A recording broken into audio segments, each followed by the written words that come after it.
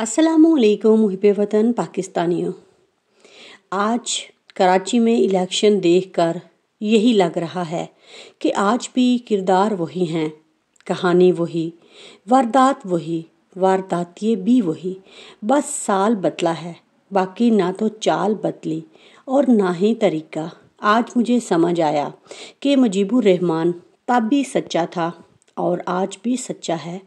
जब बांग्लादेश वाले ये खबर देखेंगे कि 193 वाला हार गया और 170 वाला जीत गया, तो बंगाली नौजवान ज़रूर शेख मुजीबुर रहमान की कब्र पर जाकर शुक्रिया अदा करेंगे कि तुमने हमें उस मुल्क से आज़ादी दिलवाई।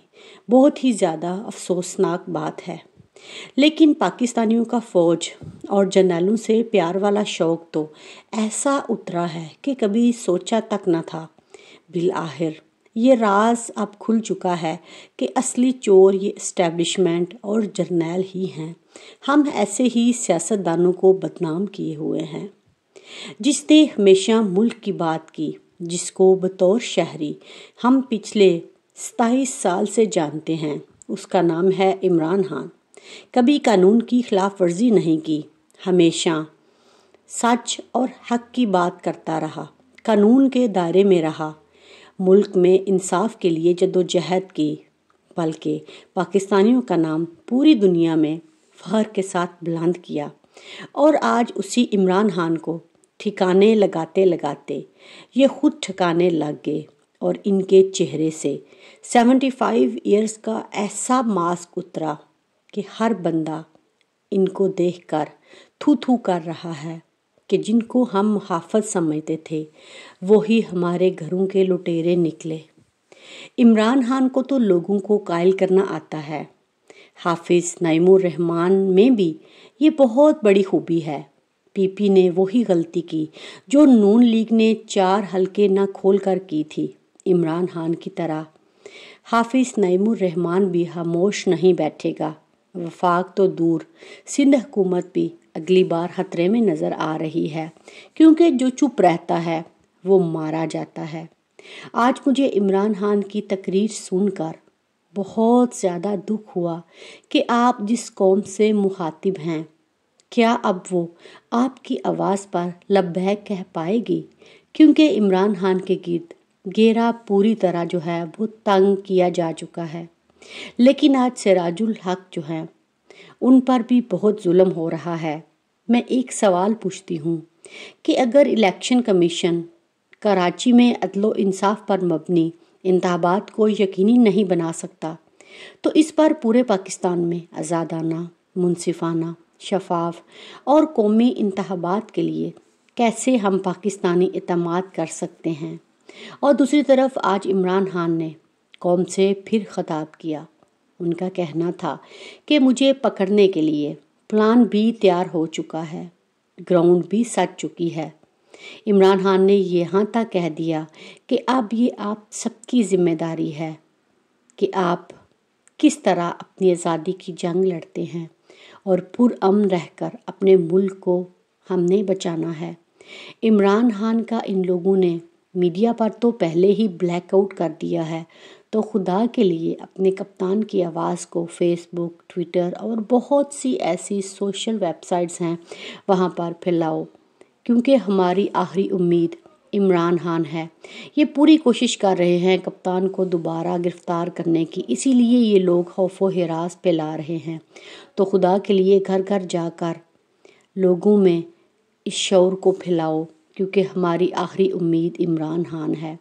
और मैं पूछती हूँ कि चीफ जस्टिस साहब जो पूरे मुल्क को सब्र करने की तलकीन कर रहे हैं, क्या जब साइलीन उनके पास आएंगे कि हमारे साथ जुल्म हो रहा है, हमारा बंदा कत्ल हो गया, तो क्या वो आगे से यही कहेंगे कि सब्र करो? अगर कोई आए कि मेरी बेटी को उठाकर ले गए हैं, तो क्या फिर भी आप यही कहेंगे कि सब्र करो? लतीफ़ खोसा ने सिर्फ इतना कहा था कि 9 मई के नीचे इंसानी हकूक़ को दफन कर दिया गया। रूल ऑफ लॉ दफन हो चुका है, सियासत दफन हो चुकी है, हमला करने वाले दहशतगर्द हैं। लेकिन ये कौन है जिन्होंने आइन पर हमला किया, लोगों को वोट का हक न देने के लिए तैयार नहीं? इनको क्या कहेंगे? मुहब्बे वतन पाकिस्तानियों, सारा सिस्टम करप्ट हो चुका है और इनका एक ही टारगेट है और उसका नाम है इमरान खान। और उधर बंदयाल और मरीम नवाज़ की खुफिया मुलाकात हुई है जिसमें ये तय पाया है कि इमरान खान को किसी भी सूरत आगे नहीं आने देना। बंदयाल फ़िलहाल तो अपनी बात पर डटा हुआ है, लेकिन मरीम ने यहाँ तक कह दिया कि आपके पास मोहलत बहुत कम है। अगर आप पंजाब में इलेक्शन के मामले को हमारी मर्ज़ी के मुताबिक लेकर नहीं चलते तो आपके पास दिन ही कितने बचे हैं। उसके बाद ज़िंदगी बहुत लंबी है और रिटायरमेंट बहुत ही मुश्किल है। तो इस तरह देखते हैं कि क्या बंदयाल फिर से मरीम के ट्रैप में आकर पाकिस्तानी कौम की उमंगों के मुखालिफ फैसला करता है या कि अपने जज होने का फ़र्ज़ अदा करता है। और दूसरी तरफ इमरान खान को ठिकाने लगाने के लिए नई फील्डिंग जो है वो सेट कर ली गई है। आने वाले दिनों में चंद हफ्ते जो हैं वो आर होंगे या पार होंगे, लेकिन इमरान खान को हर कीमत पर ये लोग माइनस करेंगे। इसीलिए तो बंदयाल का रुख किया गया है, क्योंकि इनको खदशा है कि अगर पंजाब में इलेक्शन हो जाते हैं और उसके बाद KPK में भी इलेक्शन की तारीख अनाउंस हो जाती है तो नून लीग किसी भी कीमत पर इस बात पर राज़ी नहीं कि आने वाले दिनों में इलेक्शन हों। जरदारी इस बात पर राज़ी है क्योंकि उसको पता है कि मेरे बेटे की फील्डिंग सेट हो चुकी है, हमें हर कीमत पर आसिम मुनीर जो है वो जितवाएगा और पाकिस्तान का अगला वज़ीर आज़म बिलावल भुट्टो जरदारी होगा। मरीम को इस बात की बिनक पड़ चुकी है, इसीलिए तो मरीम अब बंदयाल के साथ मिलकर दूसरी गेम सेट कर चुकी है। ये कुछ दिन चुप रही थी और मैंने आपको बताया था कि बहुत बड़ा तूफ़ान आने वाला है।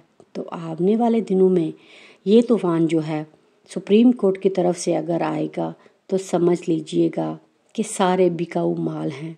अदालतें जब इंसाफ की बजाय औरों के आगे नाचने लगे तो वहाँ पर अदल की बजाय जुल्म के पहाड़ ही अवाम पर गिरते हैं। तो मुहब्बे वतन पाकिस्तानियों, बातें तो बहुत ज़्यादा हैं लेकिन मायूसी है। इस कौम को सिर्फ इमरान खान इस मायूसी से निकाल सकता था।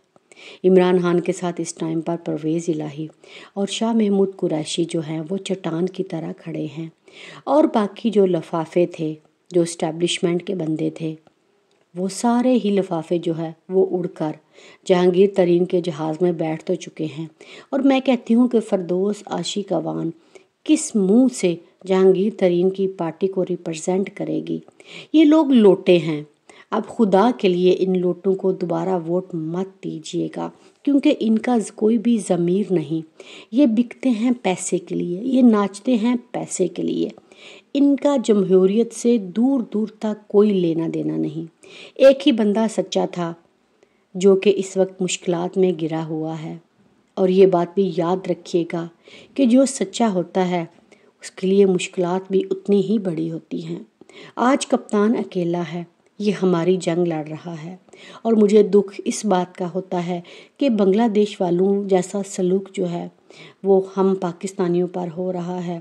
बांग्लादेश वाले किस कदर खुश होंगे कि एक जालिम फौजियों से हमें तो निजात मिल गई, अब पाकिस्तान कब आज़ाद होगा इन लुटेरों से।